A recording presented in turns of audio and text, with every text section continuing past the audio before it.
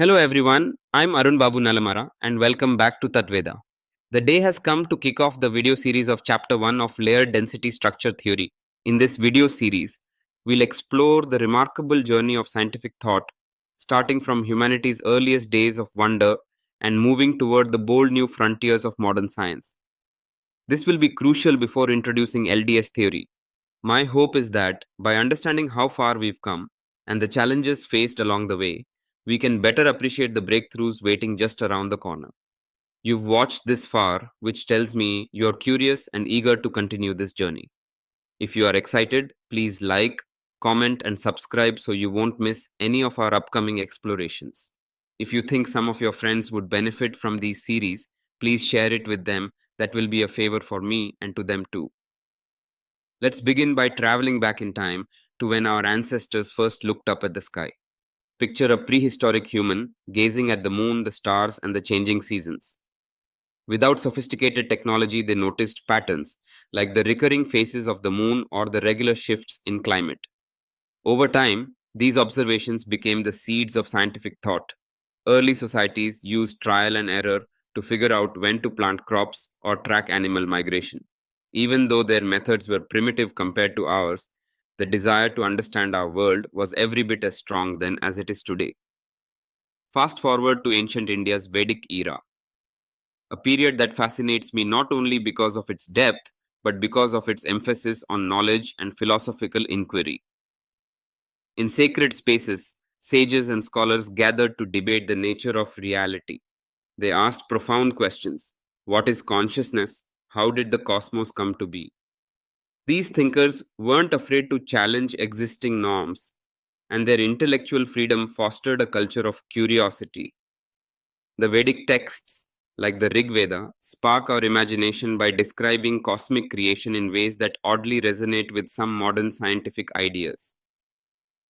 For instance, the concept of a cyclical universe appears in the Nasadiya Sukta, a hint of how people might have intuited cosmic rhythms thousands of years before modern physics. Around the same time, in ancient Greece, philosophers like Thales and Pythagoras were embarking on a similar quest. Unlike the Vedic sages, who had an emphasis on the spiritual and cosmic unity, Greek thinkers leaned into mathematical descriptions. They sought rational rather than purely mystical explanations for phenomena. Thales is often credited with attempting to explain earthquakes not as punishments from the gods, but as natural occurrences tied to the composition of the earth. Pythagoras, famous for his theorem in geometry, looked for numbers and patterns that he believed governed the universe. Despite these cultural differences, what unites the Vedic era and the ancient Greek world is a shared sense of awe and a relentless drive to make sense of reality. Both civilizations faced resistance from traditionalists. In India, certain religious and societal norms made questioning tough for many scholars, while in Greece, challenging the divine nature of phenomena could bring social and political backlash.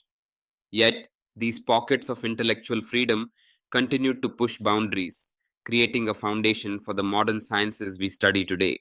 Now, why should we care about these ancient beginnings? Because they teach us something crucial. Big ideas often start with small steps, simple observations, pressing questions, and a willingness to think differently. That's the essence of the scientific method. It's not about having all the answers from the start. It's about being open to possibilities, testing them rigorously, and refining our understanding as new evidence arises. If you're still here, it means you are genuinely interested in this type of content. I promise you will not be discouraged. But to not miss the future videos, pause this video for a second and hit the subscribe button. Great job. In upcoming videos, we'll see how these early seeds of curiosity grew into more structured scientific disciplines. We'll discover how figures like Copernicus, Galileo, and Newton dramatically challenged established norms, leading to our current understanding of the cosmos. But for now, I want you to reflect on how deeply embedded in human nature this longing for knowledge truly is. Our earliest ancestors were stargazers too, filled with wonder, seeking patterns and truths. If there's one takeaway from today, it's that every new theory stands on the shoulders of countless thinkers who dared to ask questions. We'll use this backdrop of ancient insights to delve into why paradigm shifts where one worldview is replaced by another, are so essential in moving science forward.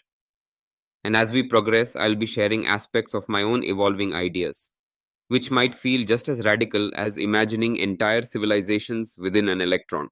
So, thank you for joining me on this first step in our journey through the grand tapestry of scientific thought. I hope you have subscribed and ready to move one step further. And I think you're as excited as I am to explore how ancient sparks of curiosity have ignited the flames of modern inquiry. Stay curious, keep asking questions, and remember, every grand theory began as a single idea that someone was brave enough to explore. I'll see you in the next video, where we'll dive into how these ancient insights paved the way for major turning points in cosmology.